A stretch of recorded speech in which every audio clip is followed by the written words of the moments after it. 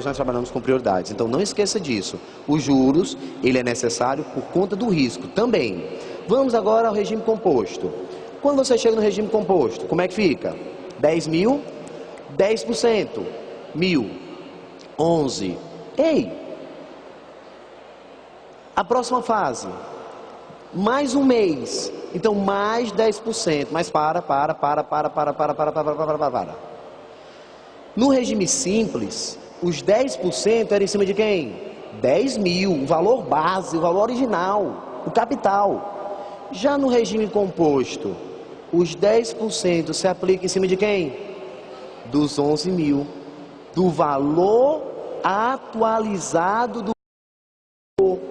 Então é 10% de 11 mil, meu amigo. Olha no quadro. Então 10% de 11 mil dá 1.100. O saldo devedor, 12.100. Regime composto, já está maior. Agora, pessoal, mais um mês. Se eu tenho mais um mês, eu tenho mais 10%. 10% de... 10% de quem? 12.100. Quanto é que é 10% de 12.100? 1.210. Está aqui, ó, 1.210. Qual o valor final pago? 13.310. Qual o saldo devedor final pelo regime simples? Tu lembra? 13 mil. Qual o saldo devedor pelo regime composto? 13.310. Está vendo como o regime composto dá um valor maior? Pois é, pessoal. Passou de um período, regime composto dá um valor maior. Bem, vixe Maria. Me diz uma coisa. Galera, tu tá vendo que de 10 mil para 11, atenção agora o que eu vou dizer, escuta. De 10 mil para 11 mil, tu tá multiplicando por 1,1, aumentou 10%. 1,1. De 11 mil para 12.100, tu multiplicou por 1,1. De 12.100 para 13.310, eu multiplico mais uma vez por 1,1. Pessoal, olha só a conclusão. Enquanto que o regime simples é progressão aritmética, o regime composto é uma progressão aritmética. Então, pessoal, o caso dos juros compostos, eu tenho uma PG de razão, nesse caso, 1,1. Eu estou sempre multiplicando por 1,1. Beleza? Pronto. A parte que vocês mais gostam, as fórmulas. Para a gente começar a fazer as questões. Vamos lá. Pessoal, regime simples. Olha lá em cima. Regime simples. Quando eu olho para o regime simples, me diz. Quando eu olho para o regime simples. Quer calcular os juros? Anota rapidinho. É o capital vezes a taxa vezes o tempo. Os juros é o capital vezes a taxa vezes o tempo. Esse N, eu posso trocar esse N pelo T. Não é verdade? Pronto. Essa fórmula que vocês estão vendo, essa fórmula, pode ser escrita assim? Pode. Muitos de vocês vão trabalhar com a segunda. Qual a diferença, pessoal? Qual a diferença? Que a primeira, a taxa é unitária. 20%. Na primeira fórmula você coloca 0,2, que é 20%. Na segunda você coloca 20, direto, porque o 100 já está na fórmula. Beleza? Ok. Vamos agora para o próximo passo. O montante. O que é o montante? Naquele exemplo que eu fiz, dos juros simples, quanto é que é o capital? 10 mil. O montante? O valor final, 13 mil. Os juros? 3 mil reais. Muito bom. Agora, encontramos montante, é o capital, vezes 1 mais I, e fecha parêntese. Que pode ser escrito também assim. Pode copiar. Eu já vou usar. Aí eu vou mostrar a vocês. Enquanto vocês estão copiando as fórmulas, pessoal, preste atenção naquela história que eu estava contando para vocês sobre a época da minha faculdade. Eu, na época, com 18 anos, estava cursando, para você ver que nunca, o tempo sempre tem, pessoal, como ser aproveitado. Eu, com 18 anos, decidi fazer as duas faculdades. Fazer matemática à tarde, ciências atuariais à noite. Eu moro no Papicu com meus pais. Eu andava 3 quarteirões, 12h30 da tarde, até Engenheiro Santana Júnior, para pegar o Parajana, para ir para a UES. Lotado. Mas eu tinha sempre sorte, porque como ele tinha terminado de sair do terminal, eu entrava por trás, já não tinha ninguém, porque o pessoal tinha entrado no terminal. Era a primeira parada depois do terminal. Aí eu ficava lá atrás, tranquilo. Descia na UES para assistir aula 2 horas.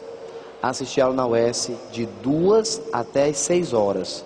Saía da UES, pegava o José Walter Expedicionários e descia na Avenida da Universidade, na FEAC. Assistia a aula das 7 da noite às 10. Pessoal, de 7 às 10, eu voltava para casa, pegava mais um ônibus, descia na Engenheiro e andando. Eu chegava em casa exatamente às 10h35. Passava pelo apartamento, minha família estava na sala assistindo a novela, eu beijava minha mãe, cumprimentava meu pai, ia para o quarto. Tirava lente de contato, era tudo sincronizado. Tirava lente de contato, tomava um banho, ia jantar, voltava, escovava os dentes, deitava. Estava deitado, dava exatamente 11h30 da noite. Exatamente 11h30. Deitava. Deitava que eu não mexia um músculo. Dormia profundamente até 2h30 da manhã.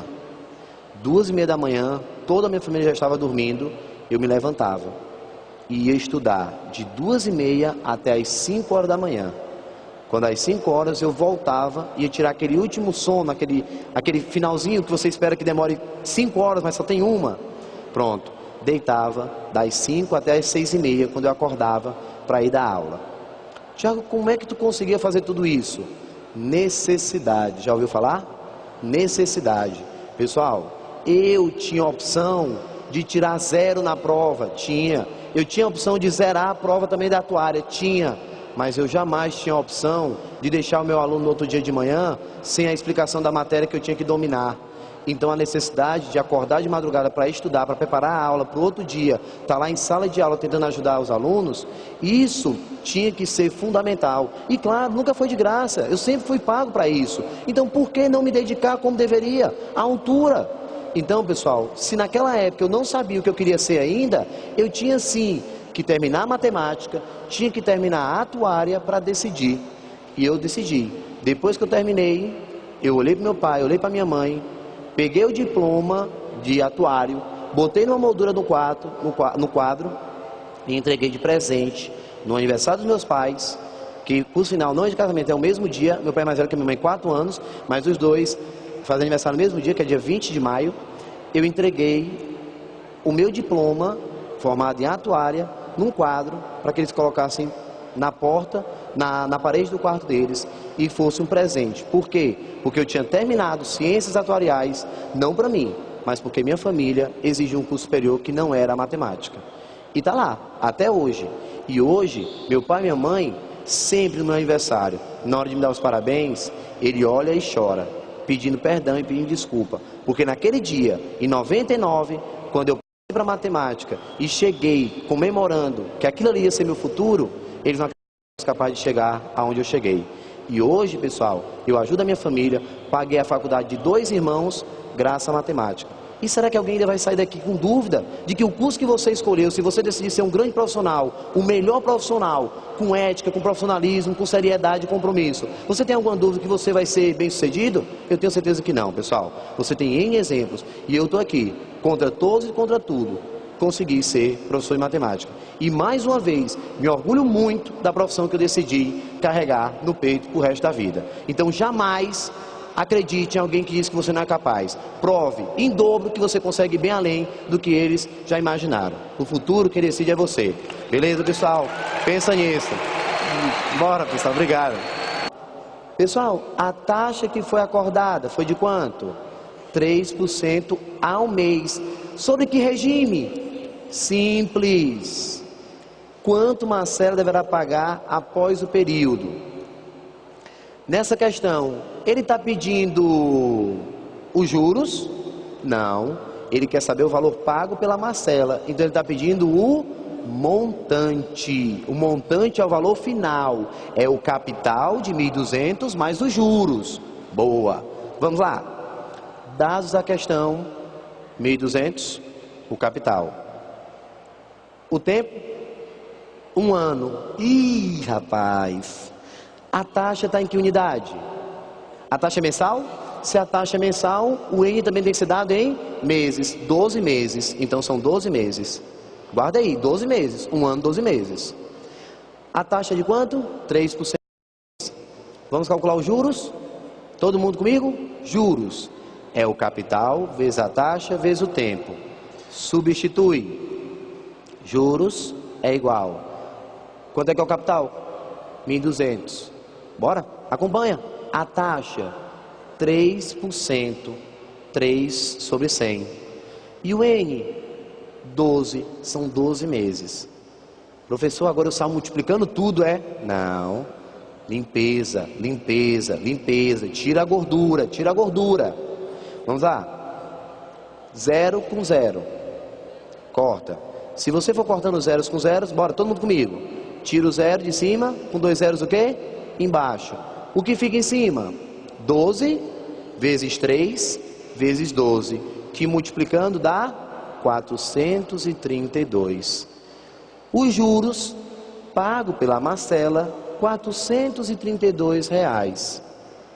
É essa a resposta?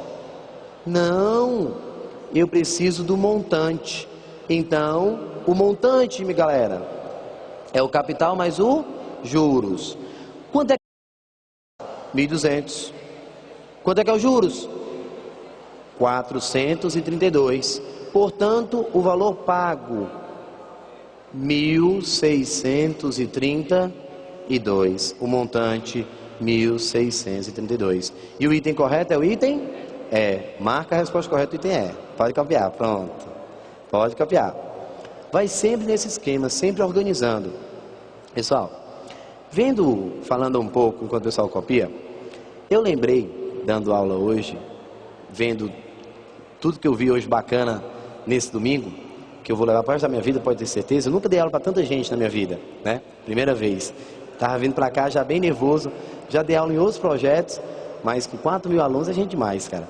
Então assim, o que acontece? Eu lembro da minha mãe, quando ela decidiu fazer vestibular também. Minha mãe, como eu já falei para vocês, ela é bem religiosa. Ela chegou para mim e disse assim: Tiago, eu sou culpado. Minha mãe trabalhava na Caixa Econômica, isso na década de 80, muito bem sucedida, casou com meu pai e ficou grávida. Eu sou o filho mais velho. Quando criança, eu sempre fui um filho muito problemático. Não, problema de saúde mesmo. Eu tinha refluxo, tudo que eu acabava comendo, botava para fora, então era muito difícil. Minha mãe largou o banco para se dedicar e cuidar de mim, né? Primeiro filho. Aí, ela nunca mais trabalhou e se dedicou a nada. Quando foi depois do vestibular, que eu já estava fazendo matemática e atuária, minha mãe decidiu fazer pedagogia na UVA. Só que o desespero era muito grande. Minha mãe, com 50 anos, chega para mim e diz: meu filho, como é que eu saio de casa para fazer uma prova de matemática se eu não lembro mais nada? Eu digo: calma, mãe, calma. Das 10 questões, a senhora vai tentar resolver das 10, 3 ou 4, de maneira simples. Não dificulte, faça da maneira mais fácil que você puder. Minha mãe saiu de casa e foi fazer a prova. Pessoal, quando ela volta, ela diz: meu filho, eu fiz o que você mandou. 4 questões eu fiz consciente. E o restante eu fiz o que você também mandou. Você disse para que eu chutasse todas as questões numa letra só. Pessoal, eu não estou pedindo para ninguém chutar. Eu só estou dizendo que até para chutar, você tem que ter o quê? Um raciocínio lógico por trás. Porque minha mãe, o que foi que ela fez? De forma inteligente, ela resolveu 4 questões que era o que ela sabia. Infelizmente, o conhecimento dela só dava para 4. Então, ela resolveu 4 questões. Ela pegou cada item que tinha dado e procurou um item que não tinha aparecido nas 4 questões. E marcou as 6 questões que estavam faltando, todas numa mesma opção. Isso é probabilidade. Eu acho que daqui a pouquinho vocês vão ter aula de probabilidade. Isso é probabilidade, pessoal. Por que é probabilidade? Porque se ela já queimou algumas opções nas questões que ela resolveu, ela tinha que chutar as 6 questões que ela não sabia em uma opção que não tinha o quê? Aparecido. E assim ela fez. Ela chegou em casa, conferindo o gabarito das 10, com 7 questões corretas. 7. Tirou o 3º lugar para pedagogia com mais de 25 anos sem estudar. Então, para você ver que até na hora de chutar, faz o seguinte, vai eliminando as opções. Poxa, eu não sei fechar essa questão. Não sabe? Faz assim, das 5 opções, dá para eliminar? Dá. Eliminei 1, 2, 3 opções. Ainda tenho 2 itens. Aumentou ou não aumentou a probabilidade? Aumentou. Sai de uma chance de 20% para uma chance de 50%. Eu sei o que é que tem muita gente pensando. No meu caso, professor, não, eu sou azarado demais. Eu também. Mesmo com 2 opções, eu sempre marco a errada, né? E quando tem tempo, eu volto, mudo e erro do mesmo jeito. Marco a certa, depois eu mudo. Pessoal, mas entenda que a probabilidade está a seu favor. Nesse dia, vai dar tudo certo. Vamos para a próxima. Resposta, o item é. Questão 5. Enem 2011. Enem 2011. Diz assim, um jovem investidor precisa escolher qual investimento lhe trará maior retorno financeiro em uma aplicação de R$500. Beleza. Para isso, ele pesquisa o rendimento e o imposto a ser pago em 2 investimentos, poupança e CDB, certificado de depósito bancário. As informações obtidas estão resumidas no quadro. Primeiro passo, vamos entender o quadro? Vamos lá. Pessoal, a poupança dá um rendimento mensal de quanto? 0,56. Tem imposto de renda? Não, isento. Então, se você colocar o seu dinheiro na poupança, você não tem que pagar nada para o governo. O dinheiro é seu e acabou a conversa. Guardou. Agora, CDB. CDB tem uma rentabilidade maior. No lugar de 0,56% ao mês, eu tenho 0,876% ao mês. É maior do que a poupança, não é? Mas olha ao lado. Você vai pagar imposto de renda de 4% sobre o ganho. Ou seja, se você colocar 100 e tiver 150, você vai perder dos 150, 4%. Então você vai perder R$6. Já que não, desculpa, é só sobre o ganho. Então, como eu botei 100 e tirei 160, o meu ganho foi de quanto? Só 60. Então é 4% de 60. Então eu vou perder R$2,40 apenas, que é 4% de 60. Beleza? Pronto. Agora, para o jovem investidor, ao final de um mês, a aplicação mais vantajosa é, vamos lá, primeira opção, poupança. Vamos analisar a poupança? Todo mundo comigo. Pensa comigo, pensa comigo, pensa comigo. Concentra. Poupança. R$500. O ganho da poupança? Quanto é o ganho da poupança? 0,56%. Então dá um ganho em dinheiro de quanto? R$2,80. Olha para lá, R$2,80. R$2,80. Chegamos então a R$500, R$502,80. Isso pela poupança. Pela poupança. Só tem algum tipo de pagamento de imposto de renda no caso da poupança? Não?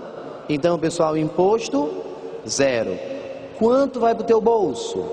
R$502,80. Guarda esse número, copia e guarda esse número. R$502,80. Copia. Deu certo? Botei 500, aumentei 0,56, cheguei a um aumento de R$2,80. O que eu tenho agora? R$502,80 e imposto 0. Chegamos a esse resultado. Lembrando que o primeiro passo foi dado para calcular o quê? O valor da poupança. Beleza, show de bola. Próximo passo. Deu certo? Vou mudar, tá? Lá vai. Agora, CDB, valor investido, 500. Qual a rentabilidade do CDB? 0,876. Pessoal, calculando 876% de 500 e dividindo depois por 1.000, você encontra 4,38. Então, o ganho pelo CDB é de R$ 4,38. Chegamos então a um valor de R$ 504,38. Esse é o valor que tu sai no bolso, é? É? Não. Porque tem o quê? O imposto. Imposto de quanto? Em cima dos 504? Não, em cima do 4,38. Então, pessoal, o imposto é 4% de 4,38. Calcula 4% em cima do ganho. O ganho, 4,38. Chegamos, então, a 17 centavos. Multiplica por 4, anda 2 casas para a esquerda. 17 centavos. Tu vai somar ou vai subtrair esses 17 centavos? Subtrair. Tirando, então, chegamos a quanto? 504,38 menos 17 centavos. Ficamos com 504,21. E a resposta correta? O item D, que diz que a aplicação mais vantajosa é a do CDB. Me diz uma coisa. Pelo CDB é 504,21. Quanto é que é pelo outro? Pela poupança? Ah, 502,80. Então é melhor o CDB, mesmo pagando o imposto. É aquela história. Lembre-se do que eu vou dizer agora, para finalizar e você ficar aí bem bacana. Quando o cara diz assim, fulano paga 5 mil reais de imposto de renda, fulano paga 9 mil reais de imposto de renda. Todo mundo reclama, né, do imposto de renda? Amigo, trabalhe dia e noite para você pagar o maior valor possível de imposto de renda. Por quê? Porque o imposto de renda é uma grandeza diretamente proporcional ao seu salário. Quem paga mais é porque ganha mais. E aí, tu quer ficar pagando 5 mil ou 9 mil de imposto de renda? 9 mil, porque quem paga 9 mil é porque ganha bem mais do que aquele que paga 5 mil. Então tudo depende, pessoal, do referencial. Tem que saber entender, tem que saber interagir. Beleza? Galera, mais uma vez, eu vou parando por aqui. Vou deixar as outras questões à disposição da pessoal da coordenação. Vou disponibilizar para vocês no Facebook, no Instagram. Eu vou tentar você poder acompanhar. Mais uma vez, obrigado pela acolhida, pela recepção, pela participação e pela desenvoltura. Pessoal, sucesso. Muito obrigado mesmo a todos. Até a próxima oportunidade, pessoal. Tchau, tchau. Obrigado mesmo. Tudo de bom, viu, pessoal? Obrigado mesmo. Sucesso.